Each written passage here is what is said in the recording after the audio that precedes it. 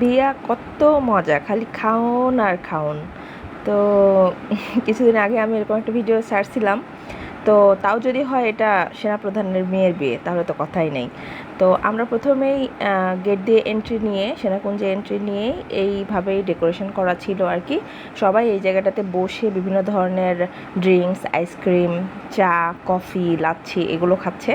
তো আমরাও একটু বসলাম, আমাদের লোকজন এখনও আসে নাই। তো তারাও এর মধ্যে চলে আসছে, আমি ছোট করে একটু ভিডিও নেওয়ার চেষ্টা করছি। কিন্তু অনেক বেশি, এত মানুষ যে আমি কিভাবে ভিডিও করবো আসলে বুঝতে পারছিলাম না। তো যতটুকু চেষ্টা করছি নেওয়ার। তো নেওয়ার পরে সবাই যখন এসে পড়ছে, তারপরে আমরা চলে যাব হচ্ছে সরাসরি খাবার দাবারে। খাবার কাজটা আগে শেষ করে ফেলবো, তারপরে অন্য জায়গায় যাব আর কি। তো আমরা সবাই বসে পড়েছি, প্লেট চলে আসছে, এখন খাবার সার্ভ করা হচ্ছে আস্তে আস্তে। তো প্রথমেই ফিশ ফ্রাই দেওয়া হয়েছে। ফিশ ফ্রাইটা কিন্তু খুবই মজা ছিল, মানে খুবই জুসি এবং খুবই ফ্লেভারফুল, খুবই ভালো লাগছে। আচ্ছা, এখানে খাবার একটার পর একটা যা আসবে আপনারা দেখলেই বুঝতে পারবেন। আমি একটা কথা বলে নিই মাঝখান থেকে। কিছুদিন আগে আমার একটা ভিডিও দেওয়াতে একজন লোক ইন্ডিয়া থেকে কমেন্ট করছেন, মেবি কলকাতা থেকে, যে বিয়েবাড়িতে কোথায় চাটনি সার্ভ করা হয়। তো আপনি যদি ভিডিওটা দেখে থাকেন ভাই, তাহলে বুঝতেই পারবেন যে আসলে বাংলাদেশে বিয়েবাড়িতে চাটনি দেয় কি দেয় না। আপনাদের জানাটাই কিন্তু শেষ জানা না, আমি এতটুকুই বলতে চাচ্ছি। তো ভিডিওতে খুব ক্লিয়ারলি দেখতে পাচ্ছেন যে হ্যাঁ, বাংলাদেশি বিয়েতে চাটনি সার্ভ করা হয়।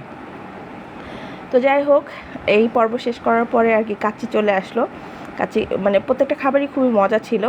এদিক থেকে বুরহানি, ড্রিঙ্কস তো আছেই, স্প্রাইটের ক্যান দিয়ে দিয়েছে। এদিকে রসগোল্লার যে এত মজা ছিল, দইটাও খুবই মজা ছিল। তো খাবার দাবার পর্ব শেষ করে আমরা মেন ভেন্যুতে এন্ট্রি নিলাম। সেটা হচ্ছে বরবউ যেখানে বসে আর কি, সেই জায়গাতে মেন এন্ট্রেন্স থেকে বরবউ বসার জায়গাটা আলাদা করা হয়েছে। যারা সাধারণ লোকজন, অ্যাজ ইউজুয়াল সবাই যারা আসছে, তারা প্রথমে বাইরে একটু ঘোরাঘুরি করবে, খাবে দাবে, তারপরে আর কি মেন যে বরবউ বসার জায়গা সেখানে আসবে। তো সেখান থেকেও যে একটু ভিডিও নিব ক্লোজলি, কোনো উপায় নেই। দেখতেই পাচ্ছেন মানুষের এত ভিড়, ছবি তোলারও কোনো উপায় নেই, কোনোভাবে স্টেজে যাওয়ার কোনো উপায় নেই। তো আমি একটু ছোট্ট করে ভিডিওটা নেওয়ার চেষ্টা করছি। দোয়া করবেন এই কাপলদের জন্য, তারা যেন ভালো থাকে, হ্যাপি হয় তাদের সাংসারিক জীবনে, এই দোয়াই করবেন সবাই। তো এখান থেকে আর বেশিক্ষণ দেরি করব না, আমি বের হয়ে যাব, কারণ এত মানুষ খুব অস্থির লাগছিল। তো একটু ওপেন এয়ারে বসলে মনে হয় ভালো লাগবে। এখান থেকে করে আমরা আবার বাইরে চলে গেছি, যাওয়ার পরে আবারও আইসক্রিম নিয়ে বসে পড়ছি খাইতে।